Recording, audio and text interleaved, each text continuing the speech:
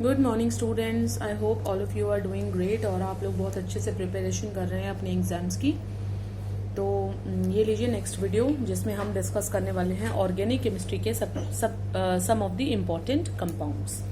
ठीक है, तो हमने लास्ट डिस्कस किया था टाइप्स ऑफ ऑर्गेनिक रिएक्शंस, तो वहां से आपको काफी सपोर्ट मिलेगा अगर आपने वो पिछला वीडियो फॉलो कर लिया है तो इन कंपाउंड्स की प्रॉपर्टीज के बारे में समझने के लिए। तो सबसे पहले हम शुरू करते हैं अल्केन्स के साथ। अल्केन्स जैसे कि जानते हैं कि आप जिनका जनरल फॉर्मूला होता है CnH2n+2 और इसी पर्टिकुलर फैमिली का सबसे पहला और सबसे इम्पोर्टेंट मेंबर है CH4 दैट इज मीथेन। आपको ये भी बताया मैंने, मीथेन जो है वो कंप्रेस्ड नेचुरल गैस का मेन कंपोनेंट है, यानी CNG का मेन कंपोनेंट है। और जहां पर भी ऑर्गेनिक मैटर डिकम्पोज होता है, चाहे वो आपकी कोल माइंस हो या कोई मार्शी प्लेसेस हो जहां से पेट्रोलियम वगैरह मिलता है, वहां पर ये आपको साथ में मिलता है। Methane is always found there. Okay, now let's talk about its properties. ठीक है, अगर हम इसकी प्रॉपर्टीज की बात करते हैं, मीथेन की प्रॉपर्टीज की बात करते हैं, तो जो रूम टेम्परेचर पे कह लीजिए it is a colourless and no particular smell having gas. Okay, water में ये इनसॉल्यूबल है, वाटर के अंदर बिल्कुल भी सॉल्यूबल नहीं है। इसका जो मेल्टिंग पॉइंट है और बॉइलिंग पॉइंट है वो काफी लो है। ठीक है, रूम टेम्परेचर से या 0 डिग्री सेल्सियस से भी काफी कम है। जो इसका मेल्टिंग पॉइंट है वो है -183 डिग्री सेल्सियस और इसका जो बॉइलिंग पॉइंट है बच्चों वो है -162 डिग्री सेल्सियस। ठीक है, क्योंकि CH4 है तो कार्बन इसमें sp3 हाइब्रिडाइज्ड है और टेट्राहेड्रल इसका स्ट्रक्चर है। Bond angle 109 degree 28 minute. तो ये सारी इन्फॉर्मेशन तो हैं ही। ठीक है, इसके बाद अब हम बात कर लेते हैं प्रॉपर्टीज के बाद। Let's talk about it's preparation. Preparation जो है इसकी कैसे की जाती है, इसमें मैं आपको बताऊंगी कि स्मॉल स्केल पे यानी लैब वगैरह में बनाना है तो कैसे बनाएंगे और कौन कौन सी रिएक्शंस की हेल्प से CH4 जनरेट होती है। तो जिसमें सबसे पहले है डायरेक्ट सिंथेसिस। डायरेक्ट सिंथेसिस मतलब कार्बन को हाइड्रोजन के करंट में निकल कैटलिस्ट की प्रेजेंस में हीट किया जाता है अराउंड 500 डिग्री सेल्सियस पे, यानी 773 केल्विन के आसपास। On doing so we will get our desired product methane. ठीक है, इसके अलावा कार्बन मोनोऑक्साइड जो है उसे भी ऐसा ही रिएक्शन उसके साथ कर सकते हैं। हाइड्रोजन यूज करेंगे, वही निकल पाउडर, लेकिन अब की बार जो टेम्परेचर होगा वो काफी कम हो जाएगा। It will also liberate CH4 और साथ ही साथ में H2O water will be also produced. ठीक है, क्लियर। तो फाइनली पाउडर्ड निकल जो है वो कैटलिस्ट की तरह बिहेव कर रहा है और कार्बन मोनोऑक्साइड और हाइड्रोजन का जो मिक्सचर है वो पास किया जाता है इसके ऊपर से to form methane. Carbon dioxide को भी ऐसे ही किया जा सकता है, निकल और पाउडर के ऊपर से पास करेंगे सेम टेम्परेचर कंडीशन पे, then it will also give CH4 and water. These are not the balanced equations. You can obviously balance them. ठीक है, तो ये जो है ये पहली तो जो आपकी रिडक्टिव मेथड है, फर्स्ट रिएक्शन है वो डायरेक्ट रिएक्शन है और जो सेकंड वन है वो है आपकी रिडक्शन। एक तरह की रिडक्शन का मतलब होता है गेन ऑफ हाइड्रोजन, तो हमने यहाँ पर एडिशन हाइड्रोजन को ऐड किया है। ठीक है, अच्छा, इसके अलावा एक बड़ी पॉपुलर रिएक्शन है बच्चों और वो है एल्यूमिनियम कार्बाइड Al4C3। ये जो कंपाउंड है ये कहलाता है एल्यूमिनियम कार्बाइड, क्योंकि इसके अंदर C के ऊपर 4 नेगेटिव चार्ज वाला और एल्यूमिनियम के ऊपर 3 पॉजिटिव चार्ज वाले को क्रॉस मल्टीप्लाई करके ऐसे लिखा गया है। ठीक है, इसकी जब हाइड्रोलिसिस की जाती है, वाटर को इसके ऊपर रिएक्ट कराते हैं बच्चों। वाटर की जब रिएक्शन होती है और जिसमें हाइड्रोलिसिस आपको ऑलरेडी एक्सप्लेन कर चुकी हूँ कि वाटर का कोई केटायन या एनायन जब किसी सॉल्ट के साथ कंबाइन कर जाता है, किसी चीज के साथ रिएक्ट कर जाता है, तो उसे हाइड्रोलिसिस कहते हैं। तो ये वही चीज हो रही है। Again it will form methane और साथ ही साथ में यानी कार्बन को तो हाइड्रोजन मिल जाएगी और जो इसमें OH बचेगा वो एल्यूमिनियम के साथ आ जाएगा, AlOH होल थ्राइस। ठीक है, clear. Then it can also be form by methyl iodide CH3I, organic compound है और इसकी रिडक्शन करेंगे। रिडक्शन करने के लिए हमने जिंक और कॉपर का जो है वो कपल यूज किया जाता है वाटर के साथ, वाटर की प्रेजेंस में रिएक्शन कराते हैं और फिर बनता है CH4 along with HI। Although ये बहुत ज्यादा जो है यूजफुल रिएक्शन नहीं है, क्योंकि HI जो है वापस डिकम्पोज होके टूट जाएगा, टूटते ही आयोडीन लिबरेट करेगा और हाइड्रोजन अलग हो जाएगी। ठीक है, देन फॉर्मेल्डिहाइड, फॉर्मिक एसिड, इनसे भी प्रिपेयर किया जा सकता है बाय रिडक्शन विद HI। तो फॉर्मेल्डिहाइड यानी मीथेनल, ये होता है आपका HCHO, इसको कहते हैं, कॉमन नेम है इसका फॉर्मेल्डिहाइड। ठीक है, इसके अलावा मिथेनोइक एसिड से भी कर सकते हो, HCOOH, और इसके अलावा आप फॉर्मिक एसिड इसको कॉमनली कहते हैं, और एक कार्बन की वजह से मिथेनोइक एसिड, इसका कॉमन आपका IUPAC नेम हो जाएगा। ठीक है, और मीथेनॉल भी यूज कर सकते हो, CH3OH। इन सभी में एक ही रिएक्शन है, क्या रिएक्शन है कि आपने इनमें से तीनों में से किसी को भी रेड फॉस्फोरस और HI के साथ जब आप इसे हीट करोगे ना, ठीक है, ये रिएक्शन कराओगे तो सभी से ही एक जैसा प्रोडक्ट मिलेगा। क्या बनेगा आपका? CH4 बनेगा ही बनेगा। CH4 बनने के साथ साथ सब में जो है आयोडीन लिबरेट होगी HI से, ठीक है, I2 विल बी देयर और H2O विल बी देयर। तो these are the products form, चाहे फॉर्मेल्डिहाइड से बना लो, फॉर्मिक एसिड से बना लो, चाहे मीथेनॉल से बना लो। ठीक है, clear? So these are the methods of preparation of methane. इसके अलावा जो लैब में प्रिपेयर किया जाता है that is the Kolbe's method. ठीक है, तो कॉलबेज मेथड हम यूज करते हैं। इलेक्ट्रोलिसिस एक तरह की, कॉलबेज भी नहीं कहेंगे, कॉलबेज में तो एक्चुअली कार्बन का नंबर डबल हो जाता है, तो सिर्फ प्लेन इलेक्ट्रोलिसिस है। CH3C डी कार्बोक्सिलेशन है, बल्कि ये कहना चाहिए, इलेक्ट्रोलिसिस से भी नहीं, सॉरी, डी कार्बोक्सिलेशन से बनाएंगे इसको।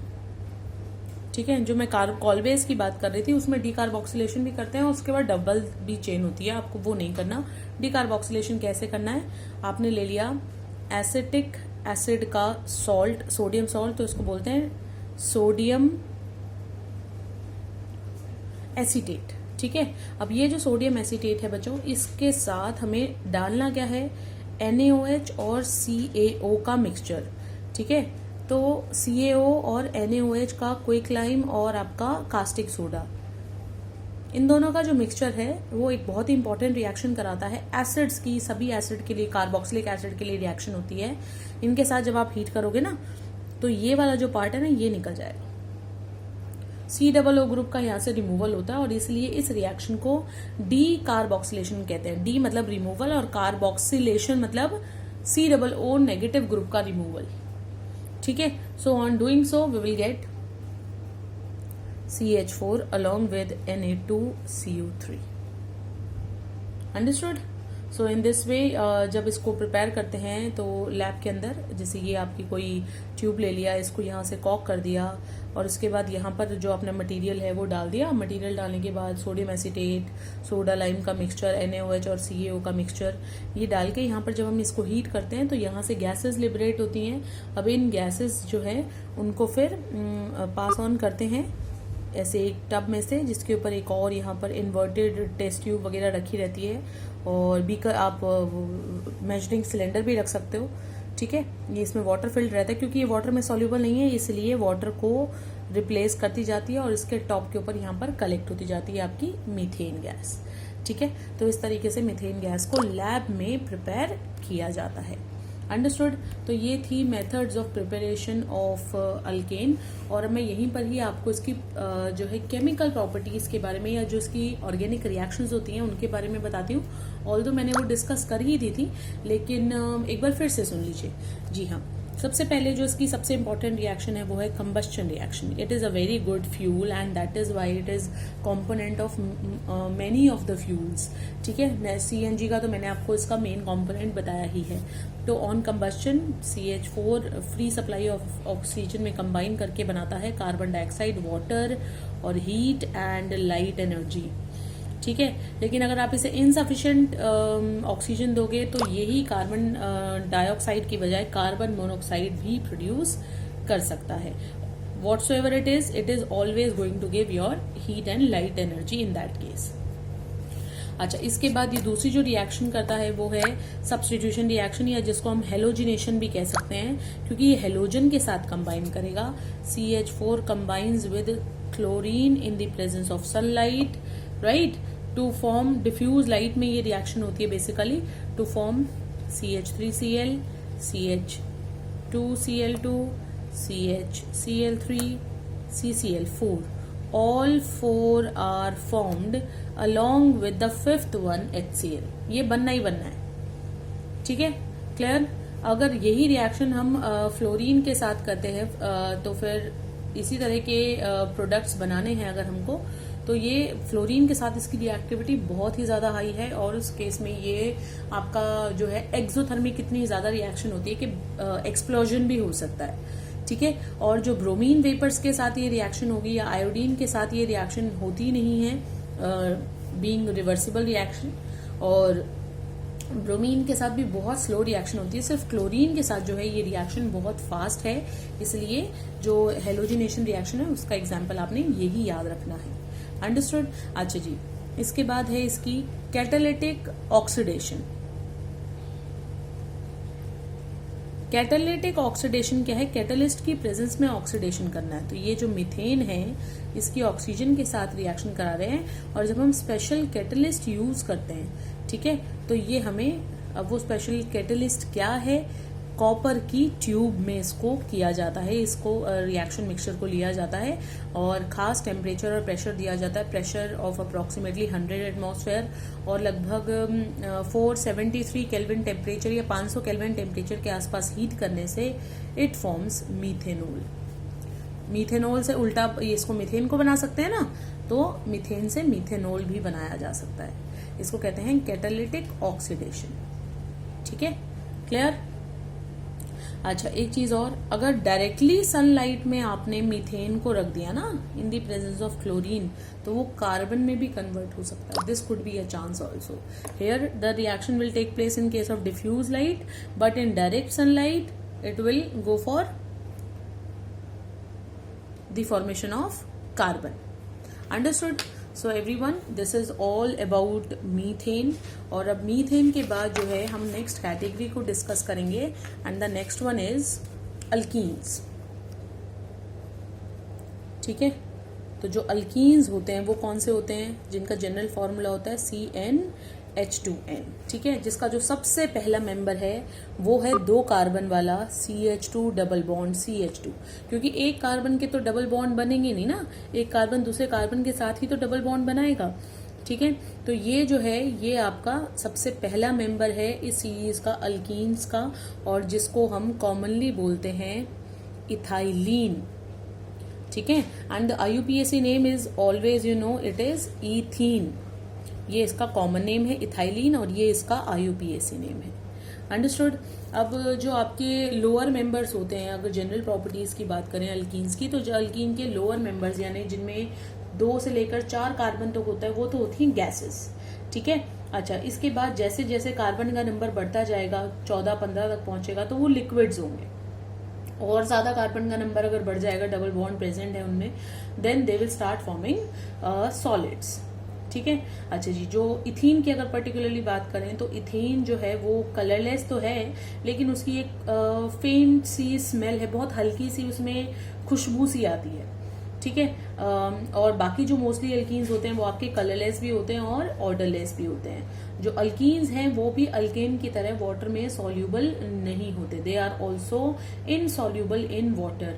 और जो बेंजीन जैसे या कार्बन टेट्राक्लोराइड जैसे ऑर्गेनिक सब्सटेंसेस हैं, उनके अंदर ये सॉल्यूबल हैं। अगर बॉइलिंग पॉइंट की बात करें तो इथीन जो है उसका बॉइलिंग पॉइंट काफी कम है। जैसे जैसे कार्बन चेन बढ़ती जाएगी वैसे वैसे बॉइलिंग पॉइंट भी इंक्रीज होता जाएगा, ठीक है। अब बात कर लेते हैं इथीन के स्ट्रक्चर की। जो इथीन का स्ट्रक्चर है, जैसे मैंने बताया, कार्बन और कार्बन के बीच में डबल बॉन्ड एग्जिस्ट कर रहा है, और दोनों कार्बन के ऊपर 2 हाइड्रोजन है। यहाँ जो कार्बन है बच्चों, that carbon is sp2 hybridized. sp2 hybridized का मतलब है जो शेप है इन कार्बन के लिए, वो कार्बन की शेप कैसे है? Planar trigonal. तो ये जो कार्बन है इसका भी प्लेनर ट्राइगोनल। तो इन दोनों ने आपस में ओवरलैप करके बॉन्ड बना लिया, कोवेलेंट बॉन्ड। अच्छा, इधर से बॉन्ड बन गया, इधर से भी बॉन्ड बन गया। अब इनके पास जो एक p ऑर्बिटल खाली रह गया है, उस p ऑर्बिटल ने साइडवेज ओवरलैपिंग की है, जिसकी वजह से ये डबल बॉन्ड की फॉर्मेशन हुई है, ठीक है। बात समझ में आ गई। अब बात कर लेते हैं कि ये जो पर्टिकुलर आपका इथीन मॉलिक्यूल है इसको प्रिपेयर कैसे किया जाता है, हाउ डज इट प्रिपेयर्ड। तो इसकी प्रिपरेशन के बारे में कुछ डिस्कस करते हैं। जनरली इसको जो प्रिपेयर किया जाता है वो इथेनॉल से किया जाता है, CH3CH2OH, इथाइल अल्कोहल भी आप बोल सकते हो। ठीक है, ये रिएक्शन आपके लिए इंपॉर्टेंट है बच्चों, क्योंकि ये रिएक्शन जो है as a property of ethyl alcohol भी है। इथेनॉल को अगर कंसंट्रेटेड सल्फ्यूरिक एसिड के साथ हीट किया जाए एट अराउंड 443 केल्विन, ओके, तो इतने टेम्परेचर पे जब हम इसको हीट करते हैं then it form CH2 double bond CH2। अगर आपने टेम्परेचर को कम कर दिया, 413 केल्विन टेम्परेचर रखा है ना अगर, तो इथीन नहीं बनेगा, फिर आपका कुछ और ही कंपाउंड बनेगा, तब बनता है ईथर। लेकिन अगर आपको अल्कीन बनानी है, इथीन बनानी है या इथाइलीन बनानी है तो आपको 443 केल्विन टेम्परेचर देना ही पड़ेगा। ठीक है, अच्छा, इसके अलावा जो ऑयल्स होते हैं जैसे केरोसिन ऑयल है, केरोसिन ऑयल की क्रैकिंग करते हैं। क्रैकिंग करने का मतलब होता है कार्बन चेन को ब्रेक करना। सो दिस इज अनदर वे, ये फर्स्ट मेथड है। दूसरा जो तरीका है वो है क्रैकिंग ऑफ केरोसिन ऑयल। तो जो केरोसिन ऑयल है बेटा, वो आपके जितने मोस्टली जो ऑयल्स रहते हैं ना, उन ऑयल्स के अंदर ये आपका कॉम्प्लेक्स स्ट्रक्चर्स रहते हैं, कॉम्प्लेक्स कंपाउंड्स होते हैं, हाइड्रोकार्बन्स रहते हैं, तो उनसे भी केरोसिन ऑयल के अंदर से भी इसको क्रैक करके बनाया जा सकता है। ठीक है, तो इसका जो मेन कंपोनेंट है वो है एन-हेक्सेन केरोसिन का। तो एन-हेक्सेन होता है आपका CH3 CH2 4 टाइम्स, यानी 4 बार आएगा, फिर CH3, ये कंपाउंड हो गया एन-हेक्सेन। एन-हेक्सेन की क्रैकिंग करेंगे। क्रैकिंग फिर से बता रही हूं मैं, cracking means the decomposition of carbon chain. अब कार्बन चेन जब टूटेगी तो एक तो आपका बन जाएगा ब्यूटेन, तो ब्यूटेन बन गया N butane, CH3 CH2 CH2 CH3, और साथ ही साथ में इथीन की फॉर्मेशन हो जाती है CH2 डबल बॉन्ड CH2। ठीक है, अल्काइल हैलाइड से इसको बना सकते हैं, यानी हमारे पास अगर कंपाउंड है CH3 CH2 Cl, ओके, तो इसके साथ अल्कोहलिक KOH डाल के अगर हम इसको हीट करते हैं तो यहां से क्लोरीन और अगले कार्बन से हाइड्रोजन, याद आ रहा है कुछ बीटा एलिमिनेशन बताया था मैंने आपको, तो ये वही रिएक्शन है और इससे बनेगा इथीन। ठीक है, तो ये जो है ये कुछ मेथड्स ऑफ प्रिपरेशन है ऑफ अल्कीन्स। अच्छा, अल्कीन्स को अल्काइन से भी बना सकते हैं।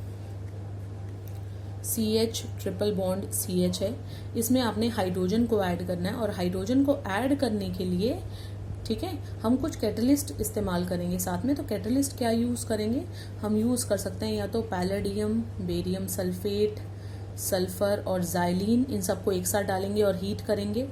ठीक है, तो ये बन जाएगा आपका CH2 डबल बॉन्ड CH2, या फिर हम इसकी बजाय जो है सोडियम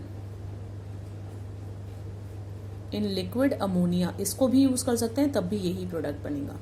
तो दोनों में से कोई भी कैटलिस्ट डाल के जो है हीट करने से ये प्रोडक्ट बन जाएगा। इथाइलीन बन जाएगी फ्रॉम एसिटाइलीन, एसिटाइलीन से इथाइलीन, हाइड्रोजन का ऐड कर रहे हैं, हाइड्रोजनेशन एक तरह का कर रहे हैं। ठीक है, अब ये जो पर्टिकुलर आपका कंपाउंड है, इथीन है या इथाइलीन है, इसकी कुछ प्रॉपर्टीज हैं। अब मैं इनकी यहाँ पर जो केमिकल रिएक्शंस हैं उनके बारे में आपको कुछ ब्रीफिंग दूंगी, जो मैं ऑलरेडी वैसे जैसे मैंने बताया मैं डिस्कस कर चुकी हूँ, just giving you a recapitulation. सबसे पहले ये एडिशन रिएक्शन करते हैं, और कौन सी वाली एडिशन, इलेक्ट्रोफिलिक एडिशन जो है ये इनकी एक खास प्रॉपर्टी है, ये मैंने आपको पहले भी बताया है। ठीक है, तो जो आपका इथाइलीन या इथीन है वो क्लोरीन को सीधे सीधे ऐड कर लेता है अपने ऊपर इन दी प्रेजेंस ऑफ CCl4। कैसे ऐड करेगा, CH2 CH2, और दोनों के ऊपर डबल बॉन्ड टूटने के बाद एक एक Cl आ जाएगा। इसी तरीके से ये ब्रोमीन के साथ भी रिएक्शन करता है, CH2 double bond CH2 reacts with bromine in CCl4। अब जो ब्रोमीन होता है ना बच्चों, उसका एक कलर रहता है, ऑरेंज सा कलर होता है CCl4 में डिसॉल्व करने के बाद, और जब हम इसको रिएक्ट करवा देते हैं तो प्रोडक्ट बन गया 1,2 ब्रोमो इथेन। अब इसका खुद का कोई कलर नहीं है, ब्रोमीन का कलर तब था जब वो Br2 की तरह था, जब जुड़ गया है तो अब इसका कोई कलर नहीं रहा। तो ये जो ब्रोमीन है ना, ये आपका ब्रोमीन इन CCl4, ये टेस्ट ऑफ अनसैचुरेशन, यानी अगर किसी भी कंपाउंड में डबल बॉन्ड या ट्रिपल बॉन्ड प्रेजेंट है तो ये आपका उसको टेस्ट करने के लिए यूज किया जा सकता है। ठीक है, इसका जो खुद का जो ऑरेंज कलर था वो ऑरेंज कलर डिस्चार्ज अगर हो गया, गायब अगर हो गया, तो इसका मतलब उस कंपाउंड के अंदर डबल या ट्रिपल बॉन्ड प्रेजेंट है। ठीक है, so this is used as test of unsaturation. इसके अलावा आप इसमें HCl भी ऐड कर सकते हो। ठीक है, हाइड्रोजिनेशन भी कर सकते हैं। हाइड्रोजिनेशन भी बताया था मैंने आपको, जो एक बहुत ही ज़्यादा इंपॉर्टेंट रिएक्शन है, जो हमने बताया था मैंने आपको कि वेजिटेबल ऑयल से वेजिटेबल घी बनाने वाली जो रिएक्शन है। ठीक है ना, तो उस रिएक्शन का बेसिस यहीं से मिलता है। CH2 डबल बॉन्ड CH2 में हाइड्रोजन ऐड करोगे इन द प्रेजेंस ऑफ निकल catalyst, it will form CH3 यानी ईथेन। ठीक है, कंबस्टन तो आप कर ही सकते हो क्योंकि हाइड्रोकार्बन है, कार्बन डाइऑक्साइड और वाटर और हीट ही देगा। पॉलीमराइजेशन भी हम इसकी कर सकते हैं। ये मैं रिएक्शन यहाँ रिप्रेजेंट करती हूँ। CH2 double bond CH2 on polymerisation. याद आ रहा है कुछ पॉलीमराइजेशन? इससे बनता है बच्चों पॉलीथीन, बड़ा फेमस प्लास्टिक। ठीक है, पॉलीथीन CH2 सिंगल बॉन्ड से रिप्रेजेंट करते हैं। ऐसे एक बॉन्ड दिखाना है, इसको आपने ब्रैकेट में बंद करना है और बाहर लगा देना N, यानी इसके हजारों मॉलिक्यूल आपस में जुड़ के एक मॉलिक्यूल बनता है पॉलीथीन का। ठीक है, तो ये भी जो रिएक्शन है वो किसकी है? इथीन की। अच्छा जी, एक और इम्पॉर्टेंट कंपाउंड इसकी रिएक्शन है कि इथीन जो है वो ऑक्सीजन के साथ रिएक्ट करता है in the presence of silver catalyst to form a special kind of compound जिसको हम कहते हैं ऑक्सीडेंस। ऑक्सीजन इसमें ऐड हो जाएगी और एक साइक्लिक स्ट्रक्चर बना देगी। साइक्लिक ईथर्स भी इनको कहते हैं, ऑक्सीरेन या साइक्लिक ईथर्स। ठीक है, so this was about ethene everyone. तो ये जो था इथीन का मॉलिक्यूल और अल्कीन हुआ। इसके बाद जो है मैं नेक्स्ट वीडियो में पोस्ट करूंगी अल्काइंस के बारे में, अल्कोहल के बारे में। ठीक है, और कार्बोक्सिलिक एसिड्स, एल्डिहाइड और कीटोन के बारे में, उनकी प्रॉपर्टीज के बारे में। So stay tune for the next video and have a nice day. Thank you everyone.